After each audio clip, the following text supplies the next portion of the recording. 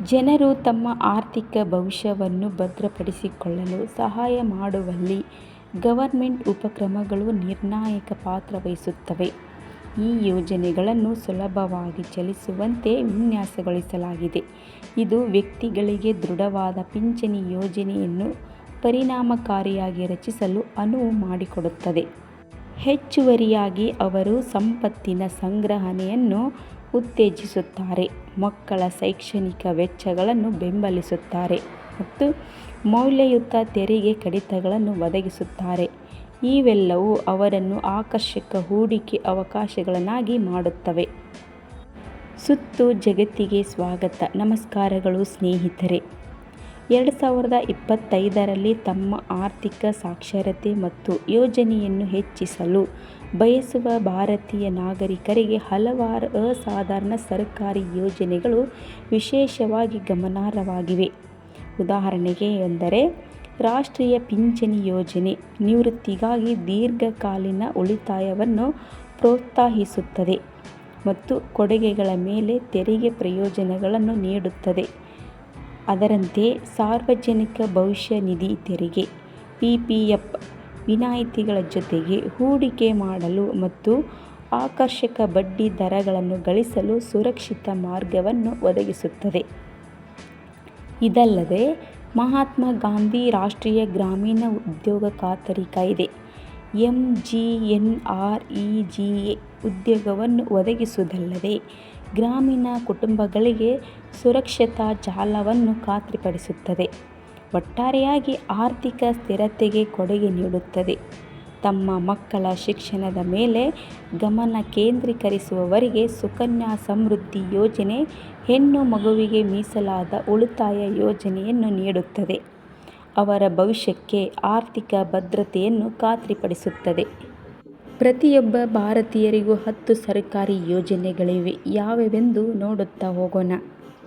ಮೊದಲನೆಯ ಯೋಜನೆ public provident fund (PPF). ಅಂತಿಮ ದೀರ್ಘಾವಧಿಯ ಸಂಪತ್ತಿನ ಬಿಲ್ಡರ್. ದೀರ್ಘಕಾಲೀನ ಹೂಡಿಕೆಗಾಗಿ ನೀಡುವ ಸ್ಥಿರ ಮತ್ತು ಖಾತರಿ ಆದಾಯದಿಂದಾಗಿ ಜನಸಂಖ್ಯೆಯ ಗಮನಾರ್ಹ ಪ್ರಮಾಣವು ಪಿಪಿಎಫ್ ಅನ್ನು ಅವಲಂಬಿಸಿದೆ. ಸುಮಾರು 7 ರಿಂದ 8ರವರೆಗೆ ಬಡ್ಡಿ ದರದೊಂದಿಗೆ ಇದು ತೆರಿಗೆ ಮುಕ್ತ ಆದಾಯದ ಪ್ರಯೋಜನವನ್ನು ನೀಡುತ್ತದೆ. ಇದು ಸಂಪತ್ತಿನ ಸಂಗ್ರಹಣೆಗೆ ಅತ್ಯುತ್ತಮ ಆಯ್ಕೆಯಾಗಿದೆ. 15 ವರ್ಷಗಳ ಲಾಕ್-ಇನ್ ಅವಧಿಯು ಶಿಸ್ತುಬದ್ಧ ಉಳಿತಾಯವನ್ನು ಖಚಿತಪಡಿಸುತ್ತದೆ ಮತ್ತು 5 ವರ್ಷಗಳ ನಂತರ ಮಾಡಿದ ಭಾಗಶಃ ಹಿಂತೆಗೆದುಕೊಳ್ಳುವಿಕೆಗೆ ಯಾವುದೇ ದಂಡಗಳಿಲ್ಲ. ಇದಲ್ಲದೆ ಹೂಡಿಕೆಗಳು ಸೆಕ್ಷನ್ 80ರ ಸಿ ಅಡಿಯಲ್ಲಿ ಉಲ್ಲೇಖಿಸಲಾದ ತೆರಿಗೆ ಪ್ರಯೋಜನಗಳಿಗೆ ಅರ್ಹವಾಗಿವೆ.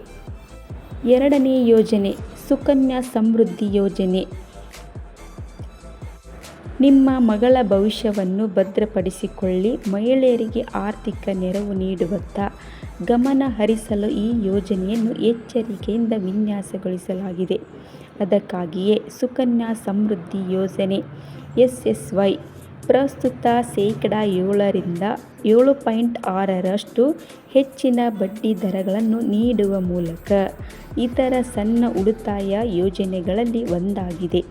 ಈ ಯೋಜನೆಯು ಪೋಷಕರಿಗೆ ಹೆಣ್ಣು ಮಕ್ಕಳಿಗೆ 10 ವರ್ಷ ತುಂಬುವ ಮೊದಲು ಖಾತೆಯನ್ನು ತೆರೆಯುವ ಸಾಮರ್ಥ್ಯವನ್ನು ನೀಡುತ್ತದೆ. ಇದು ಅವರನ್ನು ಸಬಲೀಕರಣಗೊಳಿಸಲು ಮತ್ತು ಸಹಾಯ ಮಾಡಲು ಇದು ಸಹಾಯ ಮಾಡುತ್ತದೆ. ಮೂರನೇ ಯೋಜನೆ ಅಟಲ್ ಪಿಂಚಣಿ ಯೋಜನೆ (ಎಪಿವೈ). ನಿವೃತ್ತಿ ಭದ್ರತೆಗಾಗಿ ಖಾತರಿ ಪಿಂಚಣಿ. ಅಟಲ್ ಪಿಂಚಣಿ ಯೋಜನೆಯನ್ನು ಸ್ವೀಕರಿಸುವವರಿಗೆ ಜೀವಮಾನದ ಆದಾಯವನ್ನು ಒದಗಿಸಲು ವಿನ್ಯಾಸಗೊಳಿಸಲಾಗಿದೆ ಮತ್ತು ಅಸಂಘಟಿತ ಕ್ಷೇತ್ರಗಳಲ್ಲಿ ಕೆಲಸ ಮಾಡುವವರ ಭವಿಷ್ಯವನ್ನು ಭದ್ರಪಡಿಸುತ್ತದೆ. ಪ್ರತಿಯೊಬ್ಬ ಕೊಡುಗೆದಾರನು ತಮ್ಮ ಗಳಿಕೆಯ ನಾಮಮಾತ್ರದ ಮೊತ್ತವನ್ನು ನಿವೃತ್ತಿಯ ನಂತರ 60 ವರ್ಷ ವಯಸ್ಸಿನ ನಂತರ 1000 ರಿಂದ 5000ರವರೆಗಿನ ಖಾತರಿಯ ಕನಿಷ್ಠ ಮಾಸಿಕ ಪಿಂಚಣಿಗಾಗಿ ಹೂಡಿಕೆ ಮಾಡುವ ಆಯ್ಕೆಯನ್ನು ಹೊಂದಿದ್ದಾನೆ. ಎಪಿವೈ ಯೋಜನೆಯ ವಿಶ್ವಾಸಾರ್ಹತೆಯನ್ನು ಹೆಚ್ಚಿಸುತ್ತದೆ ಏಕೆಂದರೆ ಸರ್ಕಾರದಿಂದ ಜಂಟಿಯಾಗಿ ಬೆಂಬಲಿಸಲ್ಪಟ್ಟ ಕಡಿಮೆ ಆದಾಯದ ವ್ಯಕ್ತಿಗಳು ಸಹ ಈ ಕೊಡುಗೆಗಳನ್ನು ಪಡೆಯಬಹುದು. ನಾಲ್ಕನೆಯ ಯೋಜನೆ ರಾಷ್ಟ್ರೀಯ ಪಿಂಚಣಿ ವ್ಯವಸ್ಥೆ (NPS). ಸಮೃದ್ಧ ನಿವೃತ್ತಿಗಾಗಿ ಮಾರುಕಟ್ಟೆ ಸಂಬಂಧಿತ ಬೆಳವಣಿಗೆ ರಾಷ್ಟ್ರೀಯ ಪಿಂಚಣಿ ವ್ಯವಸ್ಥೆಯ ಪಿಂಚಣಿ ಯೋಜನೆ ಎದ್ದು ಕಾಣುತ್ತದೆ. ಇಕ್ವಿಟಿ ಮತ್ತು ಸಾಲ ಹೂಡಿಕೆಯ ಸಂಯೋಜನೆಯ ಮೂಲಕ ಹೆಚ್ಚಿನ ಆದಾಯ ಮತ್ತು ದೀರ್ಘಕಾಲೀನ ಬೆಳವಣಿಗೆಯ ಸಾಮರ್ಥ್ಯವನ್ನು ನೀಡುತ್ತದೆ. ಹೂಡಿಕೆದಾರರಿಗೆ ಸಕ್ರಿಯ ಅಥವಾ ಸ್ವಯಂ ಆಯ್ಕೆಯ ಆಸ್ತಿ ಹಂಚಿಕೆ ಆಯ್ಕೆಗಳನ್ನು ಒದಗಿಸಲಾಗುತ್ತದೆ. ಐತಿಹಾಸಿಕ ಆದಾಯವು ವಾರ್ಷಿಕವಾಗಿ ಶೇಕಡಾ 10 ರಿಂದ 12% ಗಡಿಯೊಳಗೆ ಇರುತ್ತದೆ. ಗಣನೀಯ ತೆರಿಗೆ ವಿನಾಯಿತಿಯನ್ನು ಸಹ ವಿಸ್ತರಿಸಲಾಗಿದೆ. 5ನೇ ಯೋಜನೆ ಕಿಸಾನ್ ವಿಕಾಸ್ ಪತ್ರ (KVP). ಸ್ಥಿರ ಆದಾಯದೊಂದಿಗೆ ನಿಮ್ಮ ಹೂಡಿಕೆಯನ್ನು ದ್ವಿಗುಣಗೊಳಿಸಬಹುದು.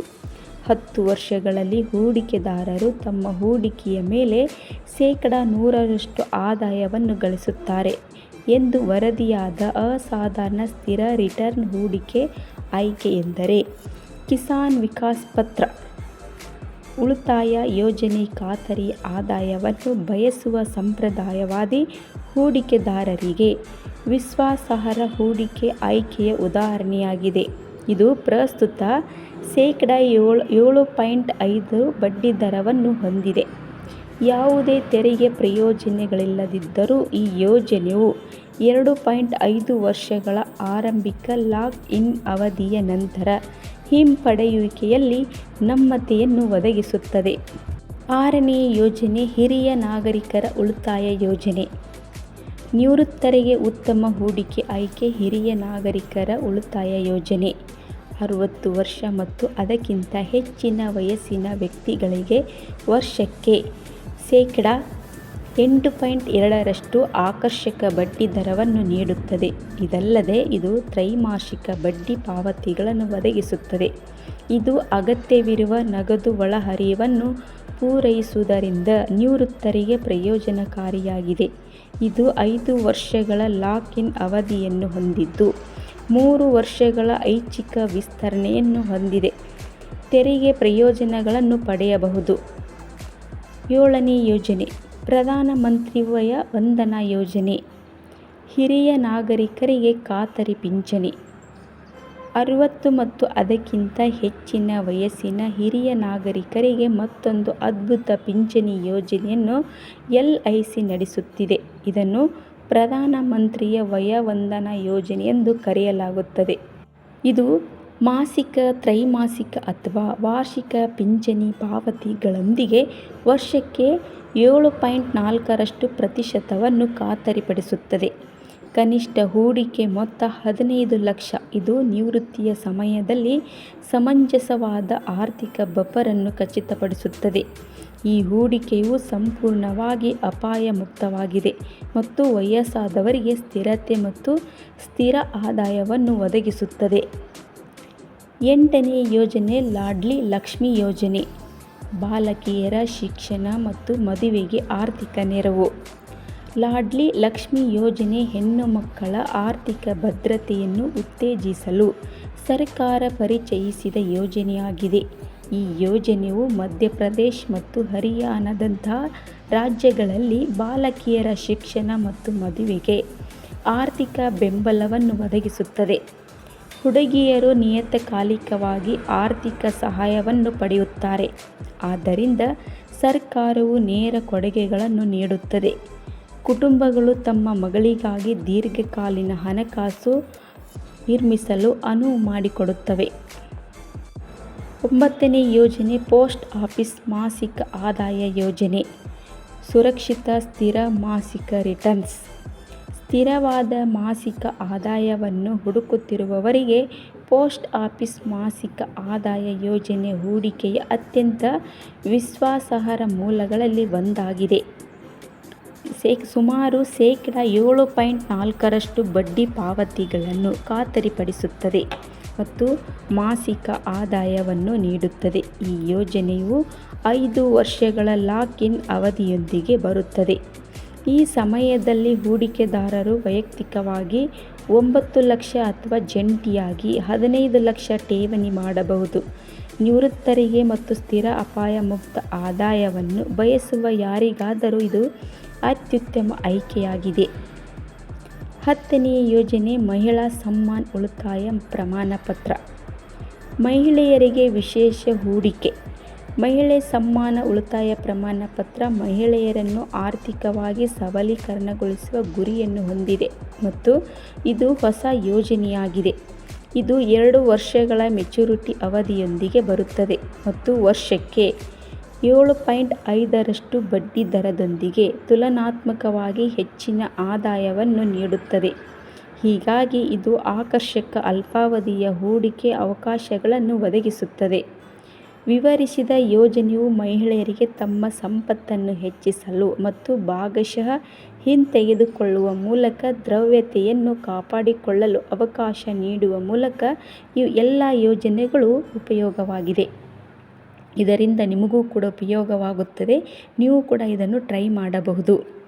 ಇದಕ್ಕೆ ಸಂಬಂಧಪಟ್ಟಂತೆ ಏನೇ ವಿಷಯಗಳಿದ್ದರೆ ನಿಮಗೆ ಅಪ್ಡೇಟ್ಗಳನ್ನು ನೀಡುತ್ತಿರುತ್ತೇವೆ. ನೀವು ಇನ್ನೂ ಕೂಡ ನಮ್ಮ ಚಾನಲ್ಗೆ ಸಬ್ಸ್ಕ್ರೈಬ್ ಆಗಿಲ್ಲ ಅಂದರೆ ಇವಾಗಲೇ ಸಬ್ಸ್ಕ್ರೈಬ್ ಮಾಡಿಕೊಳ್ಳಿ. ಪಕ್ಕದಲ್ಲಿರೋ ಬೆಲ್ ಐಕನ್ ಪ್ರೆಸ್ ಮಾಡಿ. ಮತ್ತೆ ಭೇಟಿಯಾಗೋಣ. ನಮಸ್ತೆ. ಜೈ ಕರ್ನಾಟಕ ಮಾತೆ.